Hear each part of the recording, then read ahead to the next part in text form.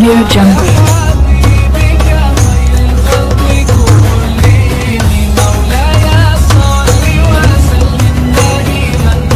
Audio Jungle.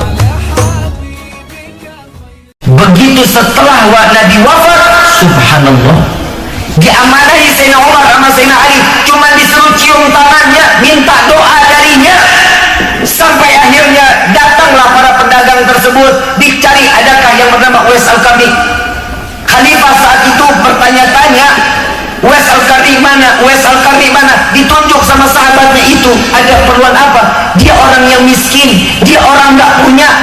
Begitu berbondong-bondong Sayyidina Umar, Sayyidina Ali cium tangannya daripada Uwais Al-Qarni, lalu wahai Uwais, tolong doakan kami. Begitu dilihat pundaknya, betul ada tanda perkataan Nabi sebelum meninggal dunia, itulah kenyataannya. Ternyata Nabi SAW memberitahukan Uwais Al-Qarni tidak terkenal di dunia, tapi terkenal di akhirat, terkenal di arasy Allah. Para malaikat berbincang-bincang tentang namanya karena baktinya dia kepada orang tuanya. Ayuhal hadirin jamaah rahimakumullah, kalau kita membahas tentang halal bihalal ini adanya cuma ada di Indonesia, di negeri lain nggak ada. Arti dari halal bihalal ini kita berjumpa yang di dalamnya silaturahmi.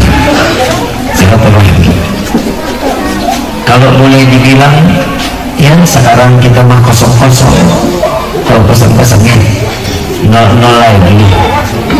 Kenapa? Karena dikembalikan kita dalam keadaan fitrah di hadapan Allah, disucikan oleh Allah. Bagaimana kita bisa disucikan? Bukan karena satu syawalnya, melainkan di dalam kitab Turatun Nasihin, di dalam kitab Turatun Nasihin, kenapa kita saat Syawal dikembalikan dalam keadaan fitrah? Yang pertama, saat bulan Rajab, 3 bulan itu yang sangat luar biasa. Ini ternyata yang membuat kita menjadi fitrah. Rajab itu kalam salat, Rajab itu berupa pensucian jasad. Kita ingat di bulan Rajab kita banyak membaca Rabbighfirli warhamni wa tub alayya. Perbanyak baca itu. Bulannya istighfar. Setiap orang yang bertaubat di bulan Rajab, maka zahir dari ujung rambut sampai ujung kaki dosanya insya Allah diampuni oleh Allah. Taubatnya kita di bulan Rajab diterima sama Allah. Yang kedua, datang bulan Sya'ban. Bulan Sya'ban dikatakan oleh para salaf, bulan Sya'ban ini adalah pensucian hati. Jika orang di bulan Sya'ban dia banyak bersolawat kepada Nabi, dia banyak berbuat baik terhadap kaum mukmin, baik dia Islam maupun di luar dari Islam, berbuat baik, maka hati itu diberikan kesucian oleh Allah. Maka tatkala datang bulan Ramadan, ini pun dikatakan oleh para salaf disebut pensucian ruh. Jasad, hati, ruh disucikan berkah 3 bulan ini. Tatkala datang Syawal, Allah kembalikan kita dalam keadaan fitrah. Orang yang fitrahnya ini yang bagaimana Nabi? Yang pertama, yang Ramadannya benar. Tapi insya Allah kalau orang sini mah benar Ramadannya mah. Jadi saya kalau bilang, saya kehajutan gini Mas, saya bilang sama teman-teman, saya nggak kebayang orang-orang yang tinggalnya di Subang, di Selejambe, di Situ Gede, ada bilang mereka ini orang-orang yang istiqomah luar biasa. Kenapa?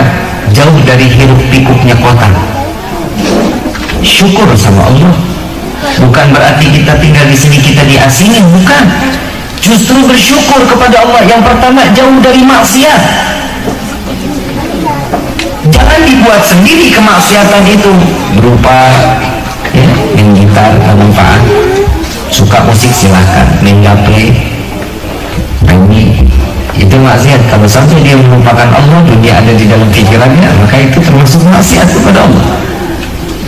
Tapi alhamdulillah tempat yang begini jauh buat saya ya, buat saya. Mungkin kalau orang sini biasa ke Kuningan biasa. Buat saya hal yang luar biasa. Alhamdulillah saya bisa sampai ke tempat ini. Saya tidur tadi berapa? 40 menit atau 45 menit saya tidur tadi di mobil. Dia saya melek masih lihat hutan aja, nggak keluar-keluar tadi. Tapi Masya Allah, tapi tahajudkan binikmah. Ternyata panggilan yang kita duduk di dalam tempat ini, kalau bukan karena iman kita nggak akan kumpul di tempat ini. Betul nggak? Kalau bukan karena taufik hidayah, Allah nggak akan turunin kita dalam tempat yang mulia ini. Kenapa? Karena sesuatunya dalamnya baik, terutama ada silaturahmi di dalamnya.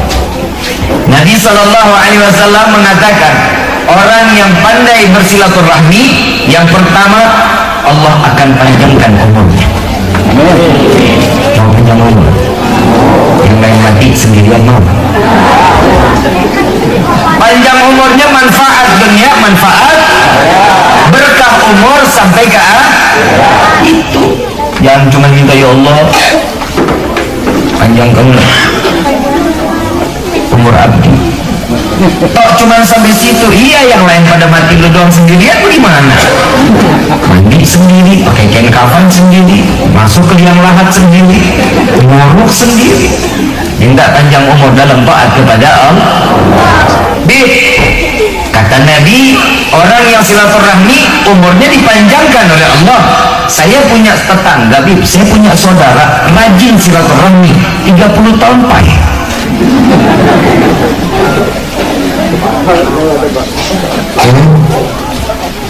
Sebagian ulama menyatakan dari hadis tersebut bahwa sesungguhnya yang dikatakan panjang umur, jika dalam umur muda dia kembali kepada Allah, maka hitungan amaliyah selama hidupnya seperti orang umurnya dipanjangkan oleh Allah. Berarti nilai ibadahnya banyak di hadapan Allah. Yang kedua, apa kata Nabi? Orang yang pandai silaturahmi dibuka pintu rezeki yang luas. Amin. Amin. Luas rezekinya. Mau luas rezeki? Buat apa? Nah, buat ibadah, ketemu duit banyak, wah beli tanah Jogja, wah rame duit ya. Kadang tuh kita juga minta sama Allah begitu, ya Allah minta rezeki yang banyak. Allahumma, doa kita dikabulin nih, rezeki kita dibanyakin sama Allah. Pulang sampai rumah, buka pintu kamar, ketiban duit penuh, duit sekamar. Kaget nggak? Kena jantung pai. Manfaatnya rezekinya. Minta rezeki sama Allah, ya Allah perbanyak rezeki hamba yang berkah juga halal, sehingga tidak akan pernah menjadi fitnah sampai yaumil qiyamah. Itu mintanya cuma rezeki banyak doang. No bandar togel, no banyak duitnya, berkah hidupnya kagak. Mau kaya, mau berkah hidup? Mau jadi orang kaya atau mau hidup berkah? Mau jadi orang kaya nggak mau? Lu serahkan.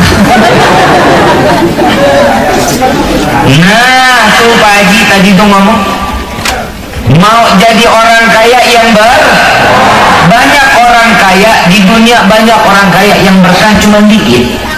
Ibu bapak tahu nggak sih arti berkah? Nggak tahu? Nggak tahu lu minta berkah gimana sih? Ini contoh gampang. Duit di kantong belum habis udah datang lagi, itu namanya berkah. Ngaji, makanya ngaji. Itu yang kedua, pernah makan cabai? Ada bentuk cabainya? Saat digigit rasanya apa? Pernah lihat bentuk pedas? Gak pernah.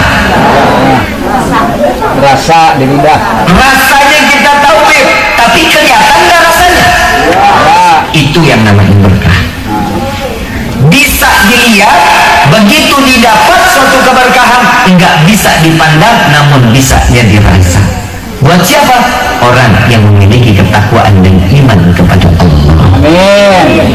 Jadi orang yang berkah bukan sembarangan orang yang dapat berkah, tapi orang yang berkah orang yang memanfaatkan umurnya untuk Allah, dan Allah memberikan setiap kenikmatan, itulah serba kecukupan, itu yang disebut berkah. Amin. Paham ya? Paham ya? Jadi orang kaya buat apa? Jadi orang kaya CCTV banyak di rumahnya, kasurnya satu set kamar sampai 500 jutaan. Pernah ngeliat isi kamar 500 juta? Saya waktu mau kawin begitu Pak Bu, saya datang tuh ke sana, saya coba tanya-tanya, Mama kita beli ini aja rumah ini bagus-bagus ini isi kamarnya, ya udah tanyain aja berapa harganya. Saya tanya, Mbak ini satu set ini berapa Mbak? Ini harganya 460 apa? Juta. Beli isi kamar urusannya gak jadi kami nanti. Saya kalau beli kasurnya aja berapa nih kasur? Tempat tidur berapa? Oh kalau kasurnya aja sama tempat tidur ini kena 180 juta katanya. 180 juta iya. Ini kalau tidur malam, tiap malam kita mimpi Nabi. Kalau mimpi Nabi saya mau jual harta benda, yang penting saya tiap malam mimpi Nabi. Nah jadi saya beli di daerah Klender, Jakarta 5 juta pulas sampai ileran. Kebayang kita mah alhamdulillah tidur di karpet aja pulas. Betul? Apalagi orang jam gerak lama, wah karpet musola, wah pakai buka baju lagi. Betul nggak? Saya nggak kebayang orang jam lama tidur di kasus 180 juta sebulan nggak bangun-bangun.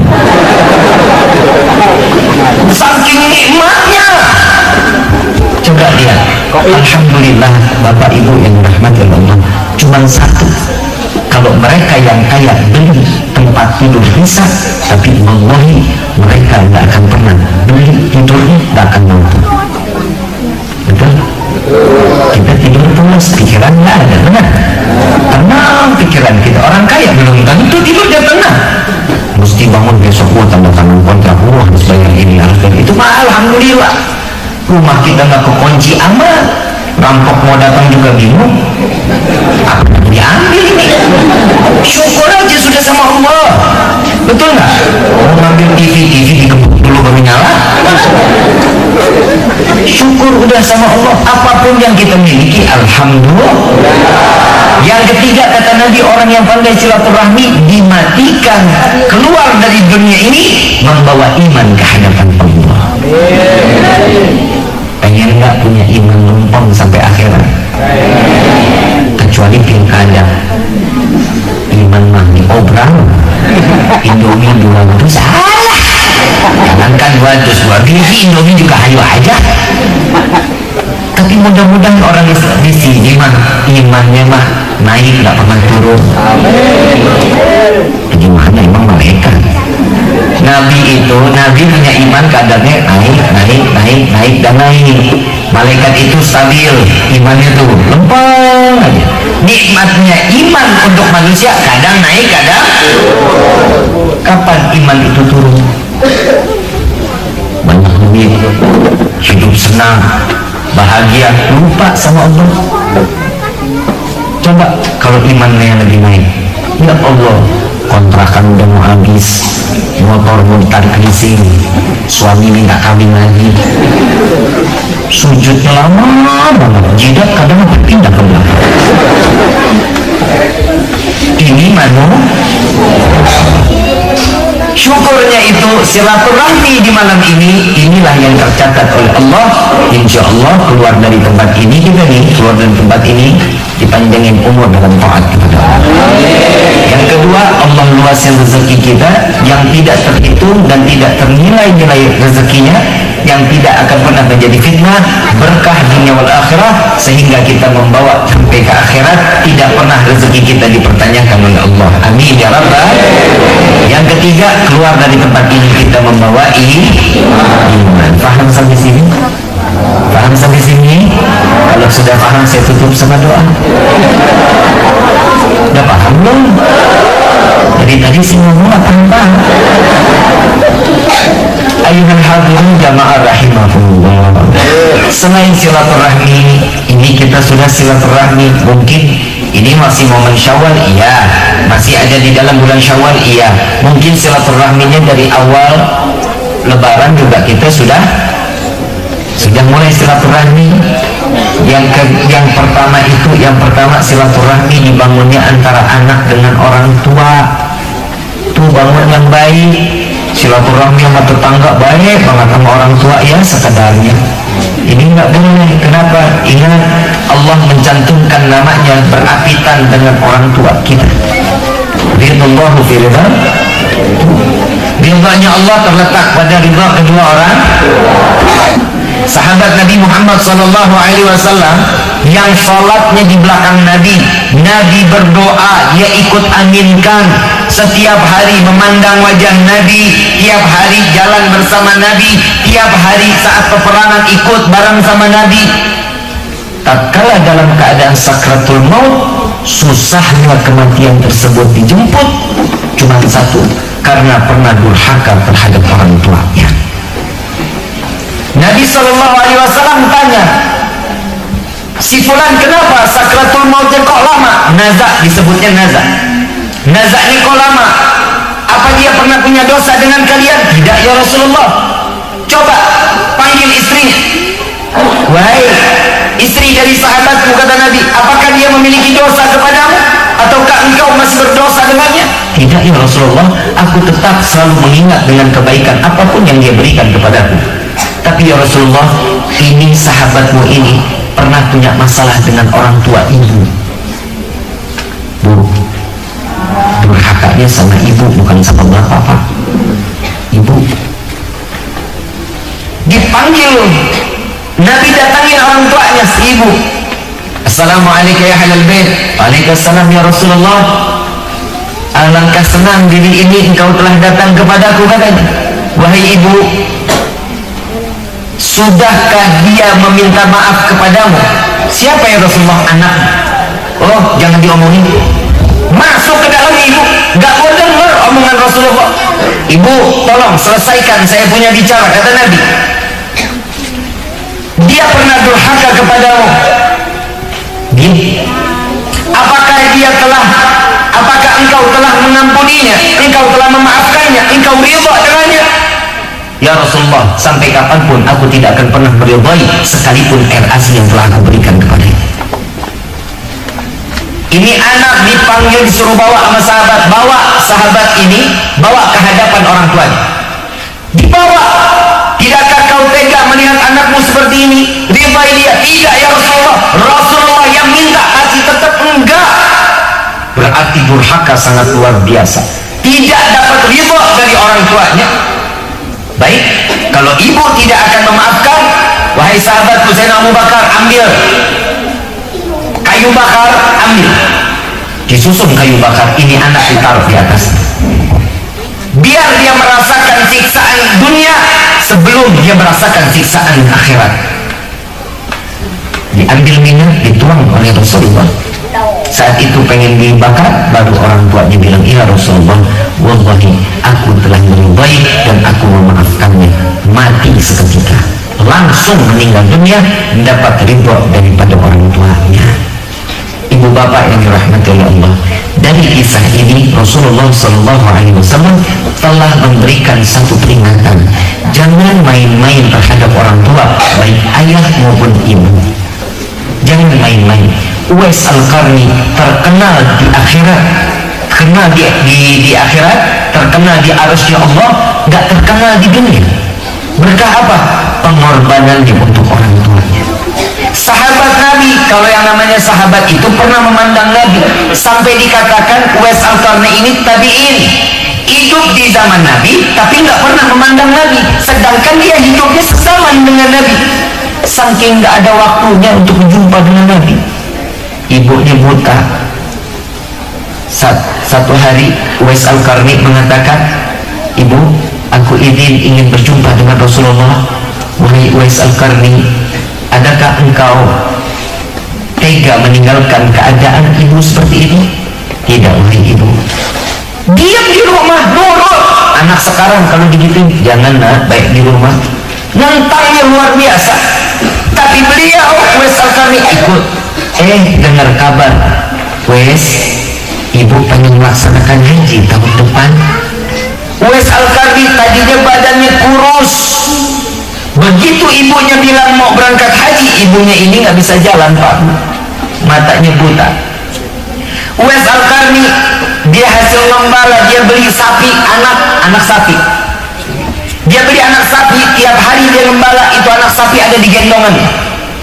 Tiap hari orang-orang pada bilang, oh Uwais Al-Qarni udah gila, anak sapi digendong-gendong. Sampai-sampai begitu udah lumayan lama, beberapa bulan, ini sapi kan nggak jadi anak lagi, jadi bapaknya sapi gede. Tiap kali ngangon sapi, ini sapi tetap dibawa gendong naik ke atas bukit, turun lagi, naik ke atas bukit, sampai-sampai badannya Uwais Al-Qarni itu gagal. Kalau kita bilang mas setara. Ternyata saat bulan haji ibunya nggak turun dari gendongannya. Dia latihan untuk menggendong ibunya sampai ke Mekah, sampai selesai haji, lalu dikembalikan lagi orang tua ke negerinya. Sampai setelah itu Uwais Al-Qarni begitu selesai pulang haji, ditaruh orang tuanya, bilang, ya wahai ibu, tolong biarkan saya ketemu Rasulullah. Saya sudah tidak lagi membendung rasa cinta saya kepada Rasulullah SAW. Rindu luar biasa, ingin wajahnya aku tatap, wahai ibu. Apa kata ibunya? Silakan Uwais Al-Qarni, silakan kalau jika engkau ingin pergi, silakan wahai anakku.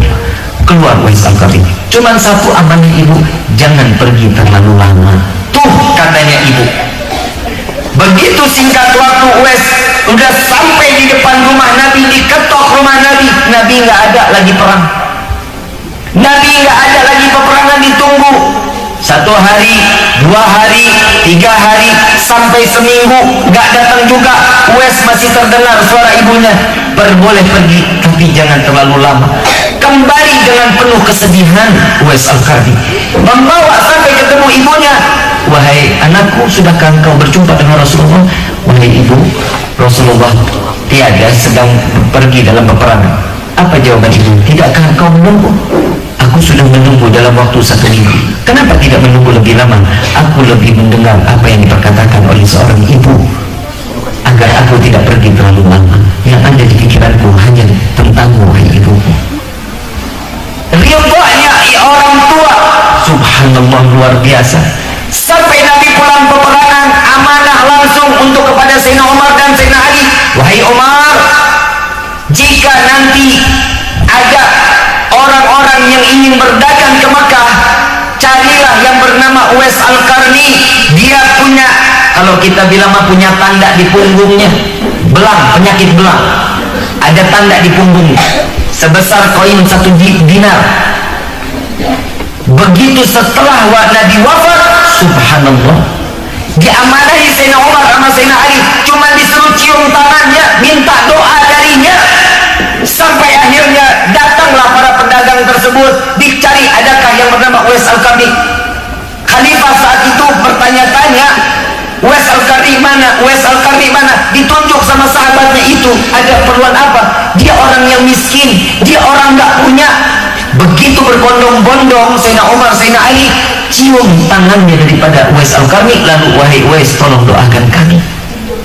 Begitu dilihat pundaknya, betul ada tanda perkataan Nabi sebelum meninggal dunia. Itulah kenyataannya. Ternyata Nabi SAW memberitahukan Uwais Al-Qarni tidak terkenal di dunia, tapi terkenal di akhirat, terkenal di arsy Allah. Para malaikat berbincang-bincang tentang namanya karena baktinya dia kepada orang tuanya. Ibu bapak yang dirahmati oleh Allah, hidup kita di dunia kalau bukan karena doa orang tua, wallahi hidup kita gak akan sempurna. Hidup kita nggak akan bisa megah, hidup kita nggak akan pernah serba cukup kalau bukan campur tangan orang tua kita. Ibu bapak setiap hari ada rezekinya kan? Sarapan itu rezeki, makan siang itu. Bapak seorang tani, jual apapun hasil taninya bisa menjadi uang, itu belum tentu itu semua doanya kita kepada Allah. Bisa jadi itu doa orang tua kita diberikan oleh Allah, karena pertolongan Allah lah doa orang tua kita dikabulkan. Rezeki yang kita makan itu rezeki mungkin dari buyut kita, dari nenek kita, dari orang tua kita. Itu hati-hati.